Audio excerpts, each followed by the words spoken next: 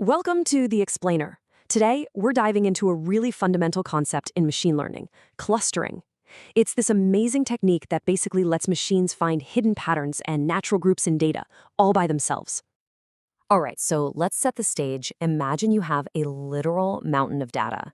We're talking millions of customer records, a ton of medical scans, whatever it is.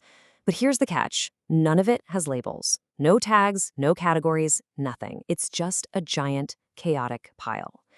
So the big question is, where on earth do you even begin to find meaningful groups in all that mess?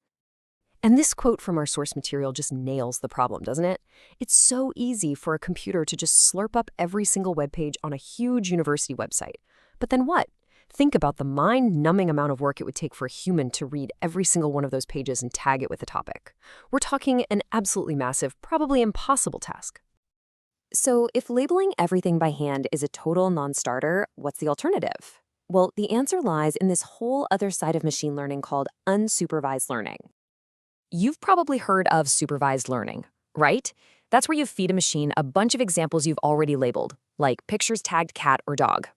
Unsupervised learning is the Wild West of AI. You just dump all the raw, unlabeled data on the algorithm and say, go figure it out, find the patterns. It's all about pure discovery. And the main tool in this discovery toolkit is clustering. The goal here is pretty straightforward. Chop up all that data into separate groups, or clusters. And the guiding rule is simple. Everything inside one cluster should be super similar, and everything in different clusters should be, well, different. This is exactly how your favorite streaming service groups you with other viewers who have similar taste, or how online stores figure out different types of customers for their marketing. So really, when you boil it all down, that's what we're doing.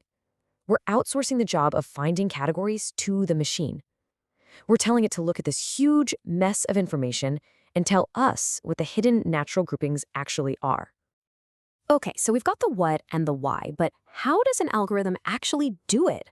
Let's pull back the curtain and look at one of the most common and famous clustering algorithms out there, k-means.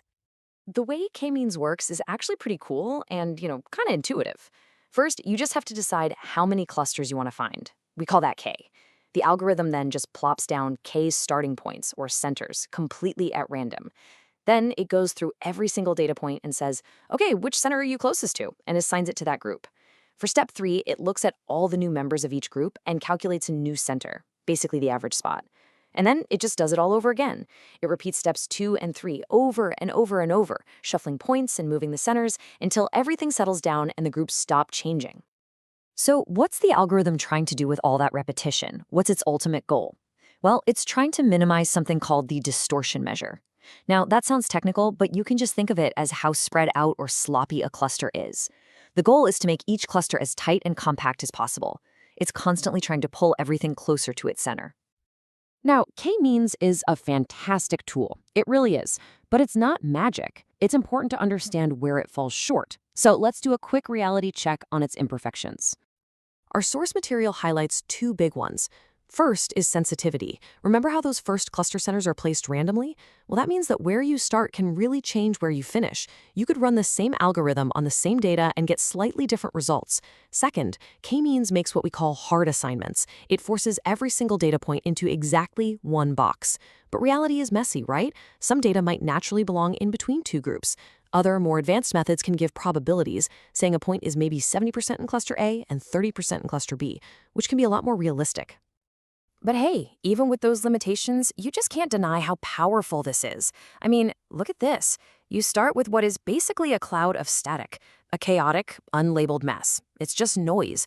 And after the algorithm does its thing, you get this: structure, organization. You get clear, distinct groups. It literally creates order out of chaos, turning raw data into something you can actually understand.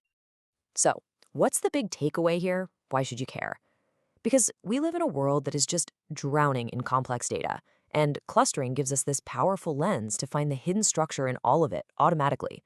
It's what helps group news stories by topic, what helps banks spot fraudulent transactions, what helps scientists find patterns in our genes. It's the engine that finds the signal in the noise. And that leads us to one last really provocative question to leave you with. A lot of the time, we use clustering to find groups we kind of already expect to be there, but What happens when we just let these algorithms run wild on huge, complex data sets with no preconceived ideas? If machines can find connections and groups that we never in a million years would have thought to look for, what hidden truths about our world, our society, maybe even ourselves, are they already starting to see?